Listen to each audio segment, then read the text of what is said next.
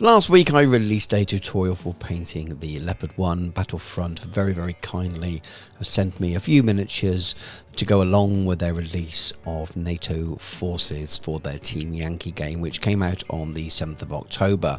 So moving along from that, I'm moving on to the next tutorial, and this time we have a Scorpion. My name's Stuart, welcome to Miniature Realms, and in this tutorial we'll be focusing on painting a Scorpion in the NATO colours for the Belgian force that I've been sent by Battlefront Miniatures.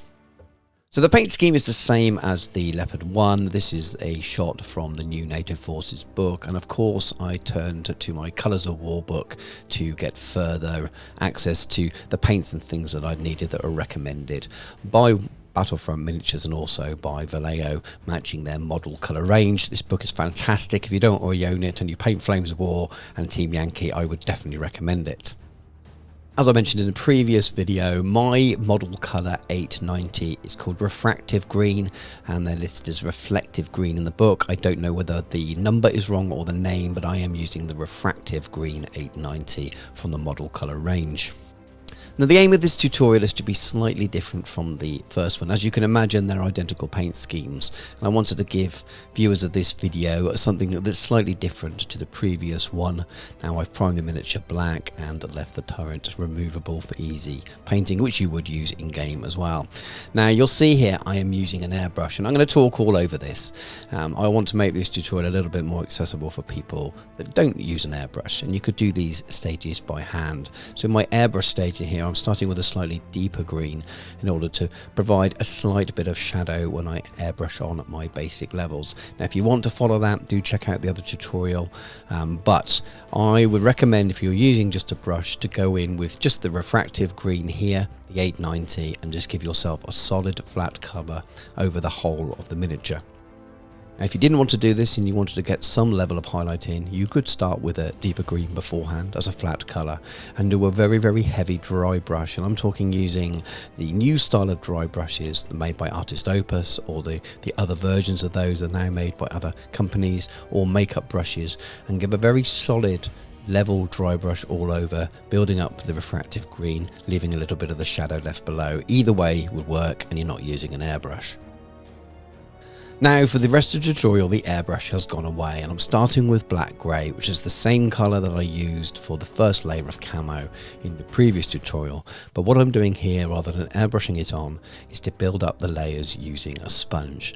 So what I do to start with is work out where I want the camouflage to go, and I'm using the reference images in the Colours of War book and the NATO Forces book. And I'm just getting an outline of where I want them to be by sponging them on, and you get this nice irregular outline to your areas of camo. You will find that using the sponge alone will leave an awful lot of gaps in the middle. It's perfect for giving you that nice irregular edge to your camo areas, which is what you want. But in the centre of those camo areas, you want to fill it in a little bit more. Now you can paint that in, but I found a better way of doing it is just to stipple it in, and that way you don't have any danger of spreading out beyond the sort of edges that you've put in with the sponging, and it works as a perfect accompaniment to that first stage. So you can see in the middle there's some green showing through, and I just fill that in by stippling it in without disturbing those nice sort of almost layered in, feathered out edges that the sponging gave.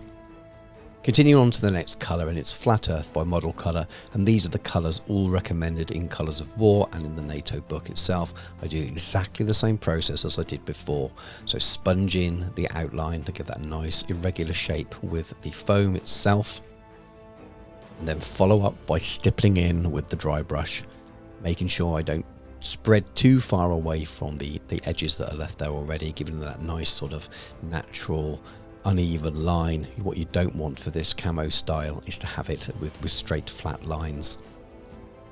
And that's the camo done, and we're on to German camo medium brown, and this I dry brush on the tracks. before cracking out model colour Iraqi sand for giving a dry brush over the model. Now what I'm doing here is making sure there's hardly any paint on this brush at all. It is a very, very light paint, and if you go on too heavy you will spoil the effect. You're essentially doing a cheeky edge highlight with this, and it just really, really brings out the edges and things. Now I'll do something else with it later on which also helps that, but this sort of really brings out the detail on the miniature without affecting the overall colour of it too much.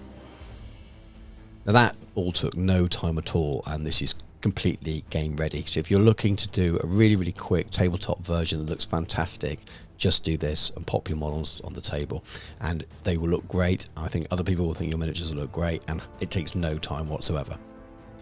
However, I am going to demonstrate how you can add a little bit more depth to your colour by using oil washes. Now, if you watch my first video, you'll know that I banged on about using a gloss varnish first to protect your miniature before doing an oil wash, and that is normally what I'll do.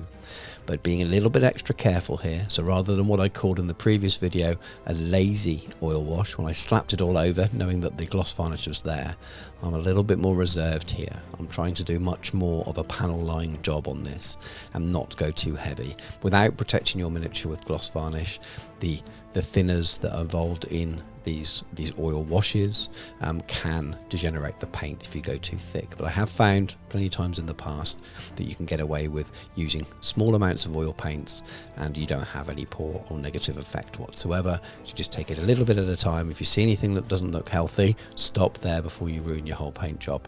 But as you see here, just adding a little bit of extra depth from these oil washes, and they're fantastic. Now you can still clean them away a little bit afterwards with clean white spirit, but what you want to do is try not to get the miniature too wet without it being sealed beforehand. So try to be a little bit more targeted about where you put them, where you want it to stay, so you haven't got too much to remove afterwards. Now I am moving on to that white spirit stage, and I'm using artist white spirit. It's far less harsh than anything you might find for sort of home DIY usage. You can use Sansador as well. Now I'm being very, very careful here, not too much on the brush, just taking away from any flat panels when there's pooling. Again, trying to make sure that I'm not applying lots of moisture of what is essentially a paint thinner to the model already.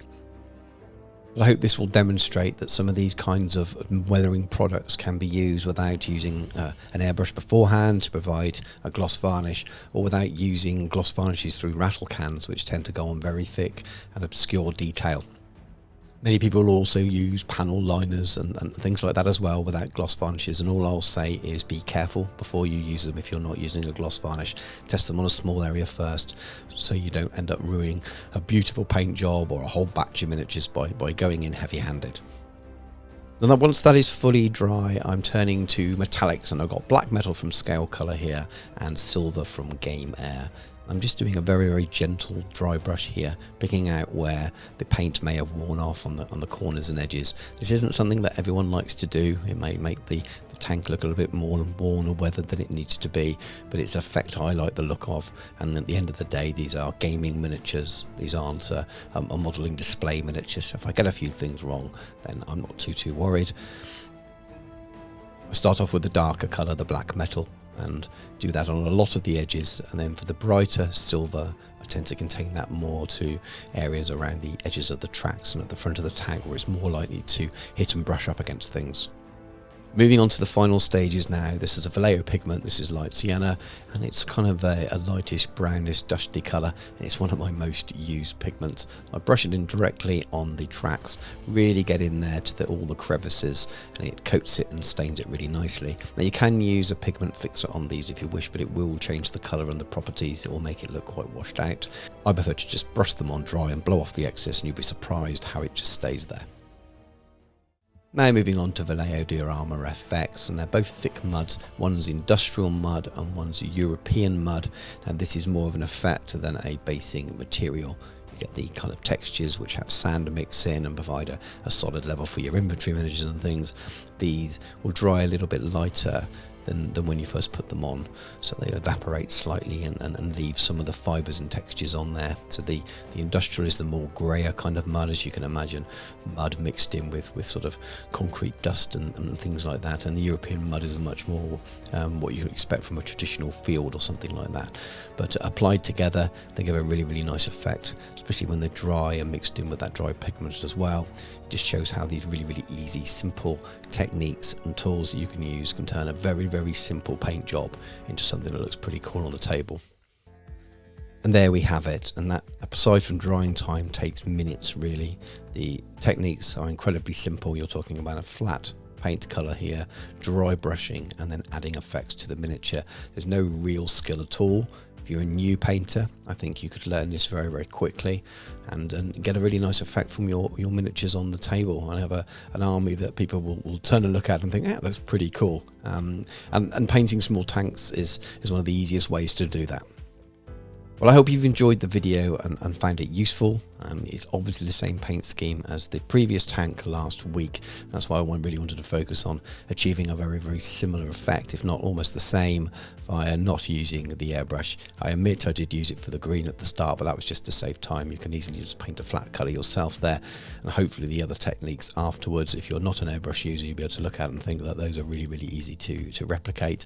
There's definitely nothing too stressful there, but I hope you like the effects afterwards. I think it looks pretty cool. If you have enjoyed the video, please do give us a like. It really, really helps. And if you haven't already, please consider subscribing to the channel. There's lots of other painting tutorials and other content on there across many different game systems and genres, be that fantasy, science fiction or historical. There should be something there to suit most people. But thank you very much for watching. Take care, and I'll catch you soon.